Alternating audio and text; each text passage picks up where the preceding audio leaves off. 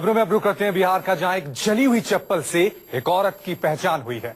जली हुई कुर्सी और उसकी लाश के पास एक सुसाइड नोट भी मिला है।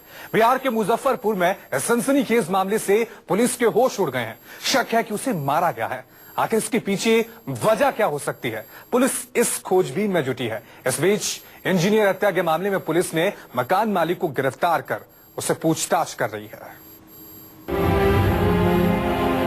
जली हुई कुर्सी, जले हुए चप्पल, जली हुई राख देखकर आप हैरान ना होइए।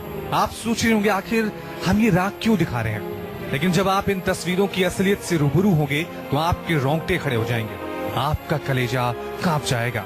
माने या ना माने, आपकी हिम्मत जवाब दे जाएगी। तो सुनिए, ये जली हुई कुर्सी, जला हुआ चप्पल, जली हुई राख एक महिला इंजीनियर की है, जिसे बड़ी बेरहमी से कुर्सी पर बांधकर जिंदा जला दिया गया।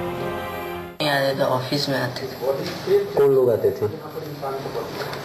ठेकेदार सब और मुखिया सब आता था। यहाँ किसी से लोकल पे विवाद आपकी मम्मी को किसी से? नहीं। यहाँ से किसी से दर्द दुश्मनी?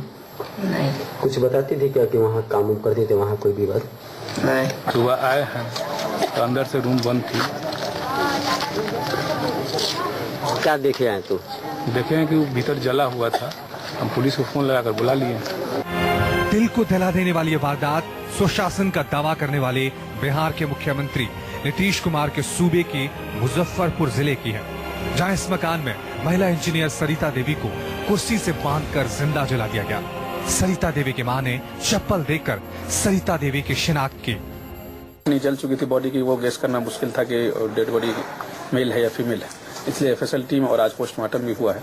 इसका रिपोर्ट आ जाए, फिर बावजूद इसके हम लोग प्राइमा फेसाई इसको सत्य मान करके अनुसंधान कर रहे हैं और इसमें जो जितनी संभावनाएं बन रही हैं, इवन मोबाइल मनरेगा से संबंधित उनके मरोल प्रखंड में जो भी यदि इससे संबंधित कुछ मामले होंगे उनको लेकर के इनके यहाँ जो जाना था, इनके कर्मी पर भी इन लोगों ने शक जताया है। इन सारे पहलुओं पर हम लोग जाँच कर रहे हैं। मुजफ्फरपुर पुलिस को मौके से एक नोट भी मिला है, जिसमें सरिता देवी ने अपनी मां को लिखा है, माँ, मेरे बच्चों का ख्याल रखना, बच्चों की जिम्मेदारी तुम्हारी है। मां के नाम लिखे नोट मिलने के बाद पुलिस सुसाइड के एंगल से भी तफ्तीश कर रही है, लेकिन पुलिस पहली नजर में इसे हत्या का मामला मान रही है। सरिता देवी मनरेगा में जेई है और मुरौल में पोस्टेड है। बताया जा रहा है कि सरिता पिछले 2 साल से पति से अलग रहकर बजरंग विहार कॉलोनी के इसी मकान में ऑफिस चलाती थी।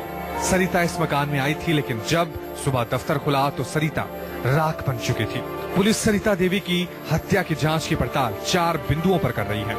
वजह नंबर 1, पति से चल रहा तनाव। वजह नंबर 2, दफ्तर से जुड़ा विवाद। वजह नंबर 3, मकान मालिक से झगड़ा। वजह नंबर 4, इंजीनियर की पुरानी रंजिश।